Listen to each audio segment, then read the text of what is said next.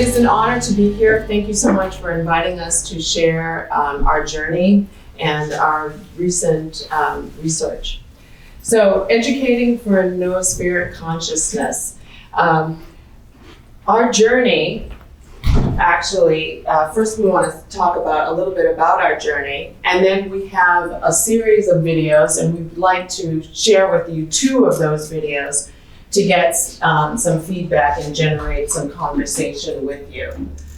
So you want to speak to our first video, which was last year? Mm-hmm.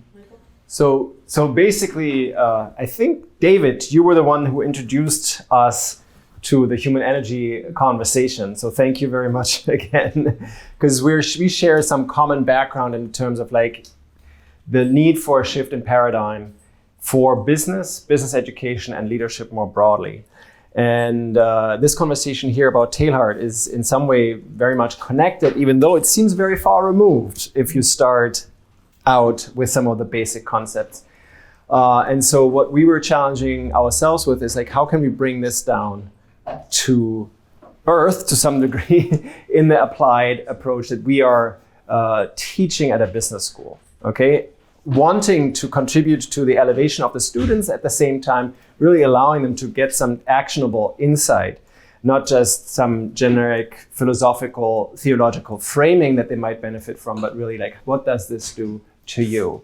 And one of the first videos that we created was, why does it matter? Why do you matter, right? Because many of the things that Francis was talking about and others was talking about, this lack of purpose, is actually something that we feel from our student body at this point, and he gave the data to support that, right? And so we started out with that video, produced it last year just to see how it would resonate. And I think in general, the feedback was good enough, or so good and overwhelming, that it's like the question was just like, okay, if I matter, how?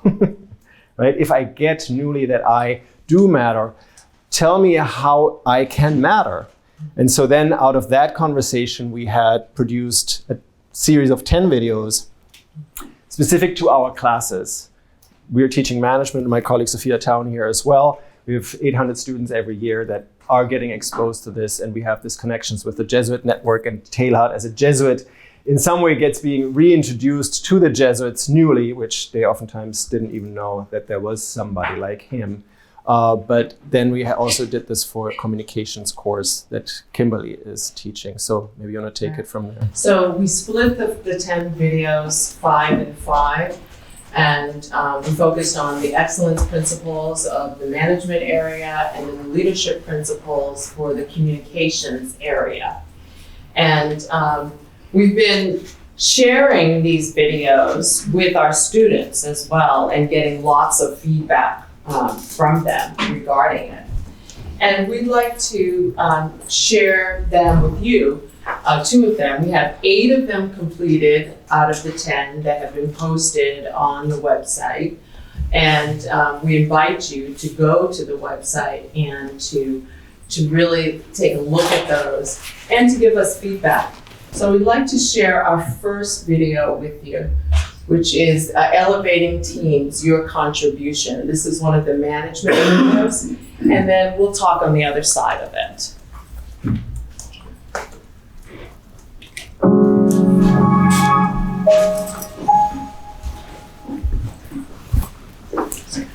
We've all been in that group meeting that left us feeling exhausted, frustrated, and like we need a vacation to recover. Maybe nothing got accomplished, but even when we all agree on the goal, sometimes it can seem like our teams have gone off the rails. Is it inevitable? Are we doomed to have another 30 years of frustrating Zoom calls and emails until we can retire? Or is there another way? Before you permanently put up your vacation responders, consider this. The Noosphere is the global atmosphere of human thought, made up of our collective knowledge, understanding, and imagination. The Noosphere is created and impacted by all of our own thoughts and shared ideas. And within each team, there is a smaller atmosphere of shared human thought. which invites us to consider that how we show up individually impacts everyone around us. Our own preparation, attitude, and assumptions can make a world of difference to any meeting, even if you aren't running it. Woody Allen famously said, 80% of success is showing up. While he may not be the foremost philosopher or a paragon of moral fortitude, the point remains. Showing up matters. The other 20% is how you show up. For example, intention setting.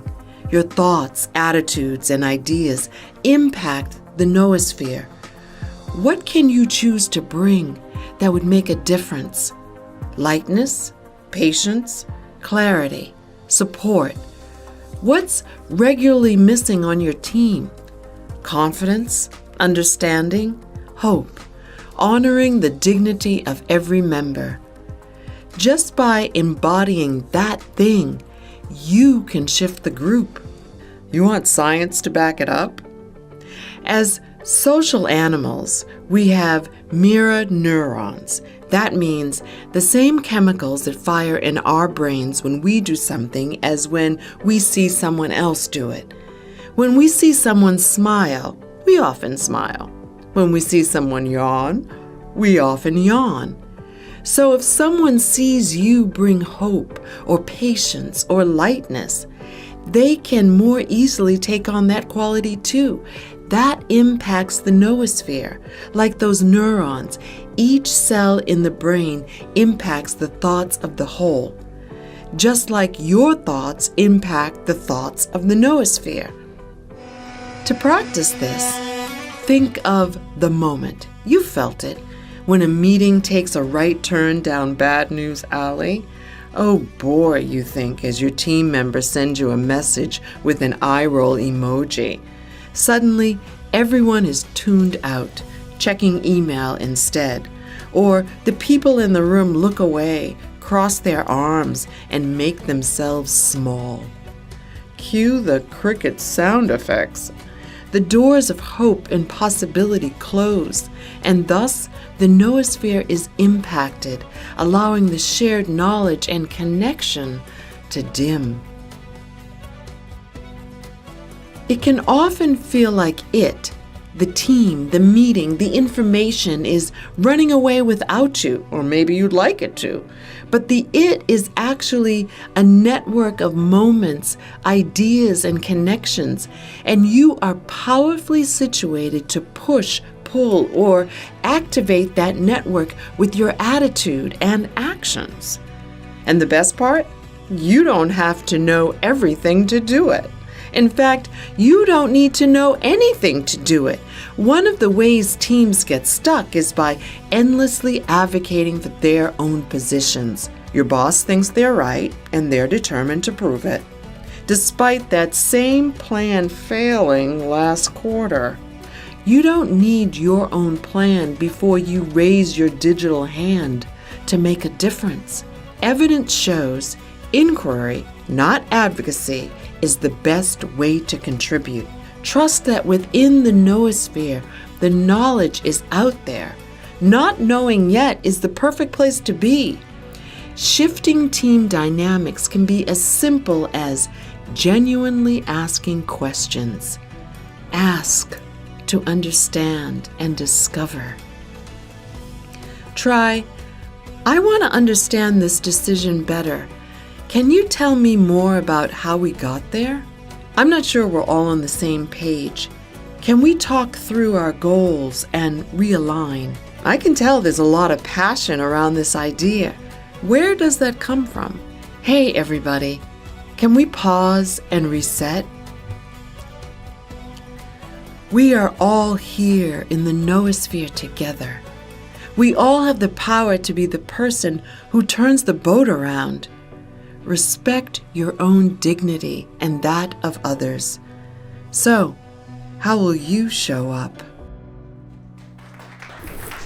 So we use this as a catalyst to create conversations with students. And so we'd like to get some of your feedback. When we think about team in this aspect, we're thinking about it in terms of a team is a small noosphere, and how you interact within your team is how you show up. So, what is your initial feedback? Could you just speak to how the students responded to it? Yeah, that's what I would like to. We do have that. But we don't want to bias you. We don't want to bias you. Exactly, with how the students, the students really learned a lot from these videos. They also have a feeling where they really want to know more about the noosphere. Okay. As a standalone entity, it raises a lot of questions about what exactly is the noosphere, and we feel that we need to have another 5-minute video that we show first to educate them and then move on to this, right? I think it'd be more helpful. But the overall response, probably 95% learned something, would share it, and see great value in it. Yes. You were talking about how we take on qualities of others, and this is really close to some work I'm doing on intersubjectivity. Mm-hmm. And you were talking about neurons, and there was a term that you used that I didn't quite catch it.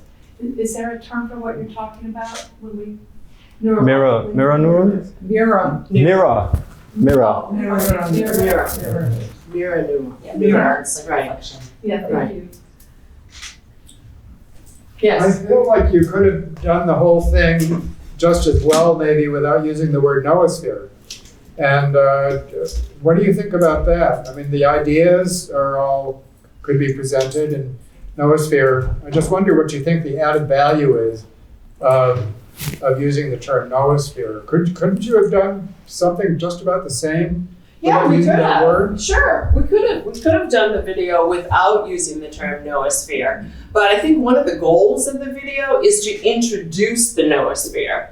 And so in doing that, we wanted to apply the noosphere to specific elements of each discipline. Yeah. You know, versus just have a noosphere course or. But did you get like the response? So like what's the noosphere? I mean, and so I worry this is kind of a global comment, but although we love centering all this on Teilhard, much of it could be presented without reference to Teilhard, and for some people, it would actually be smoother for that, and we have to be open about that. But so anyhow, I raised it in this context. No, for sure. And what we're talking about is, of course, it's aligned, and all of the evidence that we're presenting here is independent of Teilhard, right?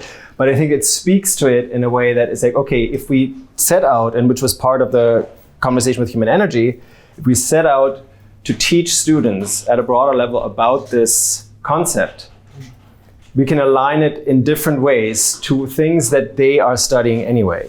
Yeah. So in our course on management, it's about human excellence. And for the Jesuits, this is one of the core principles of education. It's called magis, okay? And so when we're looking at the excellence piece, we're gonna go into like the non-zero sum conversation. Where does it happen? Where does it occur? Is there a point to it? And so all throughout our course, and I think the same for communication, is really the possibility of aligning those perspectives. They can go separate, for sure. But this is the intention of this specific set of videos. Yes.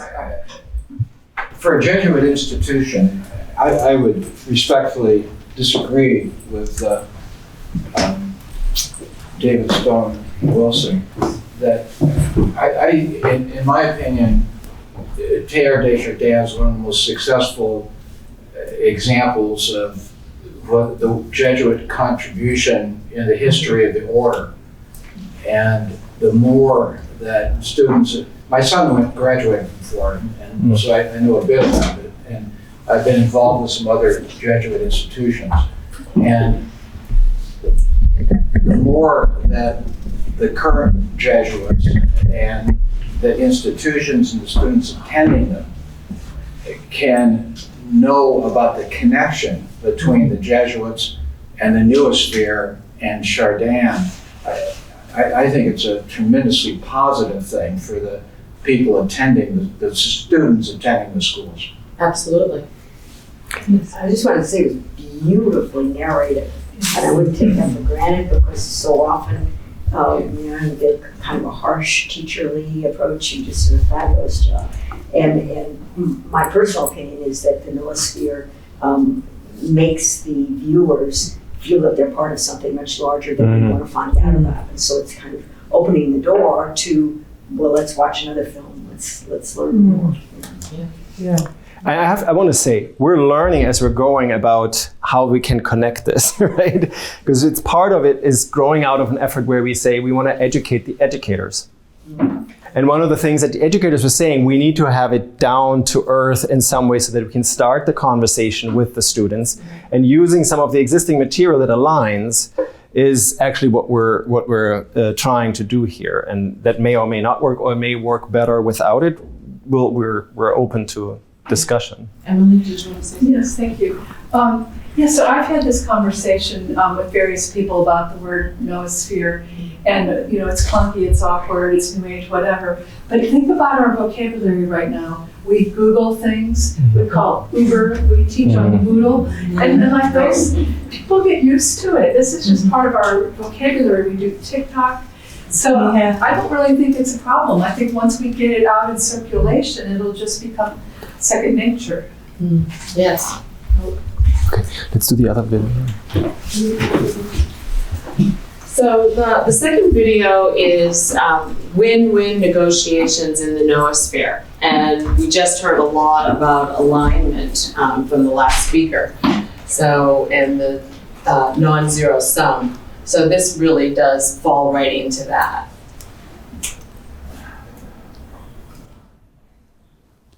We're also inviting you to think about other subjects this could be connected to, as we want to, with the educational outreach, see how can we broaden this, right? This just happens to be the fields that we're connected with.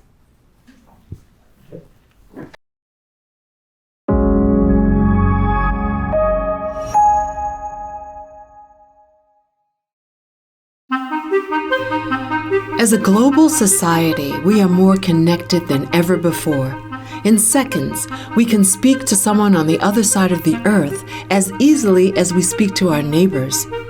Global trade is massive and thriving, and in some cases more popular than buying local. And all these interactions happen within the noosphere, the atmosphere of human thought in which we are all connected.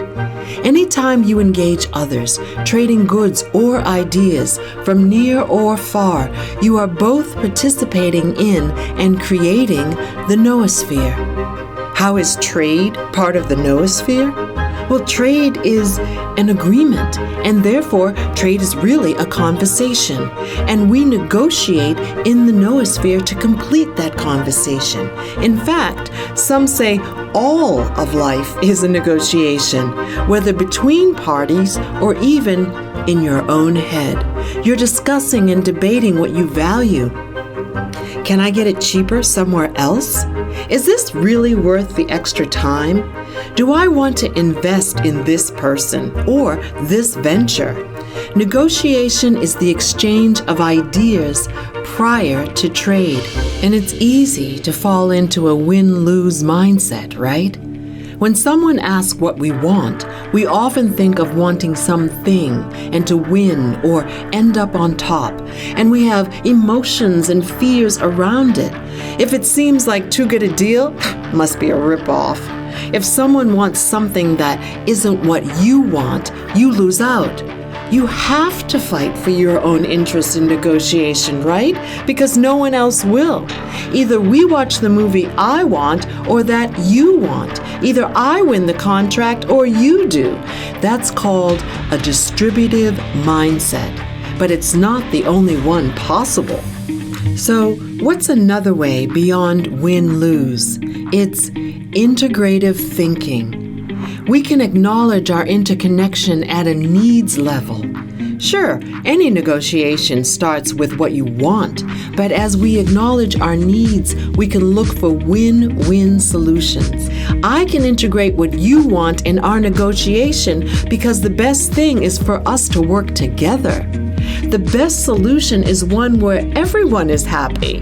For example, if two people are fighting over who gets the last egg, but one actually needs the yolk and the other needs the whites, everyone can win. That sounds simple, but we know there's more to it. In negotiation, there's often an undercurrent of emotional needs too.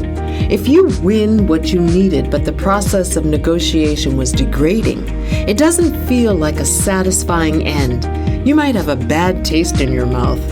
Dr. Donna Hicks, who studies conflict resolution, says, the main thing that we all share is this profound desire to be treated with dignity. Framing conflict in dignity terms takes us out of the specific conflict and looks at an aspect of our shared humanity that we all want. So at your next negotiation, honor your own dignity and theirs. Ask them to tell you about their needs. Say, I'm interested in finding a solution that works for both of us. You never know what compromise can be made until you understand the other party, what's driving them, and honor both your dignities. Instead of making declarations, ask questions. When you're stuck just demanding the outcome you have in mind, you're not open to a new, different outcome that may be better than you could have conceived, where you get the egg whites you want without dealing with the mess of the yolk that they need. That process, integrative negotiation, is what creates a positive network, a positive noosphere. It takes questioning, patience, setting aside your desires, goals, ultimate vision to explore a space that may be uncomfortable, which may end up better than anyone could have imagined. Remember, inquiry before advocacy, and always with dignity. If your goal is mutual victory, not only will you have what you need, but you'll create a stronger, more generous network, which will benefit your relationships, your future trades, and our shared global network of connection, the Noosphere. So, what's the impact?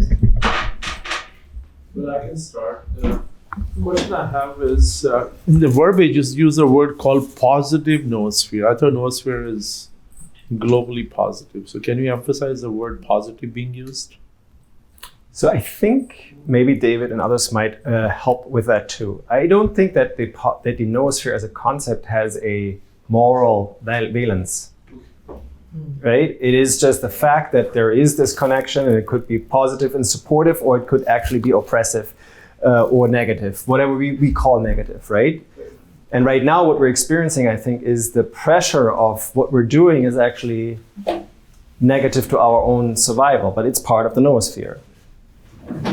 So that's why we're saying there are certain ways that we can conduct ourselves, and evolution is not always directed in that sense, right? Is an option. So we can choose, and that's the part of the agency that we have, and that's where our fields are located, is like, okay, we can choose to direct it a certain way. We can also be unconscious and let it happen and have those that made choices dominate, right? So David, do you want to comment on that? Is that accurate to some degree? Yeah, I actually think that it's almost polymorphic, that sometimes the noosphere is used in the sense that you said, it can be positive or negative. It's just the thinking envelope. And otherwise, at other times, though, it is used more morally, I guess, in which the noosphere is the positive. Okay. And so I think there's just ambiguity on that score. Okay. But I also think that there is some negativity within the noosphere when we think about, I've heard several speakers today talk about the negative things that we need to pull out of the noosphere, like fake news or the other items that are tearing down humanity and society. So I do think that there is both ends of the sphere, positive and negative, that exist within the whole. Yeah, if it's a Teilhardian noosphere, it's positive. It's driven by the force of love. The convergence is through love and empathy and compassion. But maybe you're not talking about Teilhard's noosphere, but if you are, then it's decidedly positive. So the common Yes. understanding, I believe, the Noosphere is bringing some kind of positive, uplifting, kind of a horizon which could be more empathetic. That's a default meaning. That's what I understood. But when you bring the positive, can you highlight what could be the negative side in your context? Social media.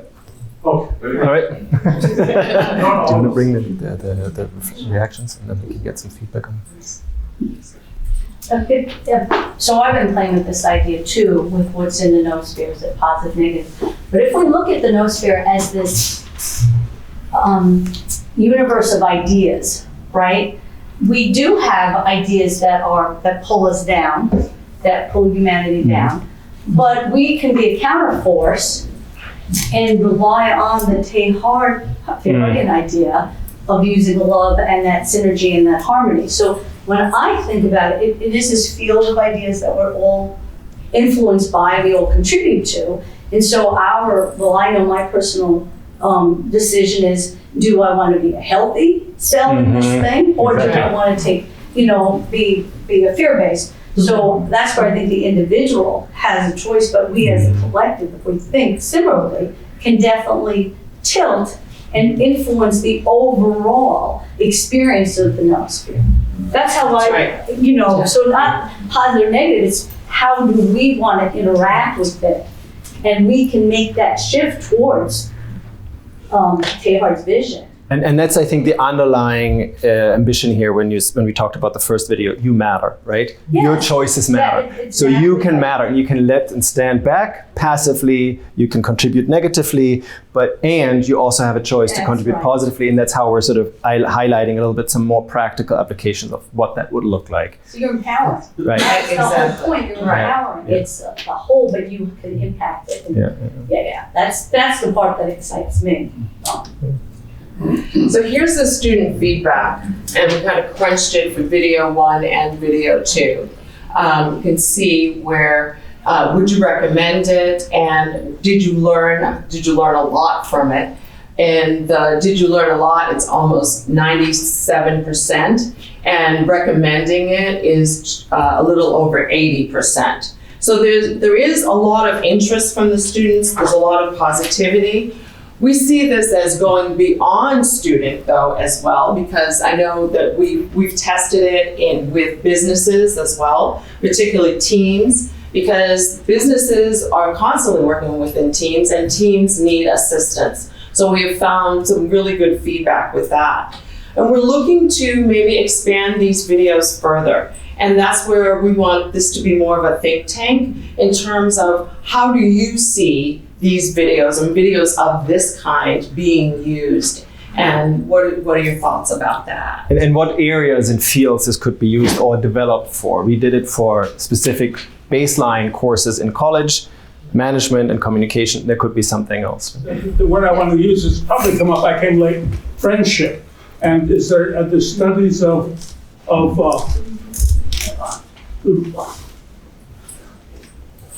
friendship, generational, intergenerational. Are more young people getting good friends? I guess is a parent's question. So that's all. Yeah, just points to the conversation with Francis in the morning. I think what I heard before also. I think there are 2 dimensions at least that we can do in terms of education. The videos and the material that we're preparing is more about the sense of coherence and the cognitive element. I think the friendship piece is more about the experience, the being. And that's what we're trying to do in the classes, of course, too. How do they relate to one another? How do they get to know themselves and others? So be connected to self and others and maybe something bigger out there. And I think those 3 elements, Don X calls them the elements of dignity. They give you life experience and some kind of joy and hope. And so we're aiming to do this. Anybody that is doing this well, we would like to connect with Sophia, Kimberley, myself, and anybody else. That's the real challenge that we see, and that where we can intervene. Fantastic. Awesome. Okay. Thank you all so much. On behalf of the education track and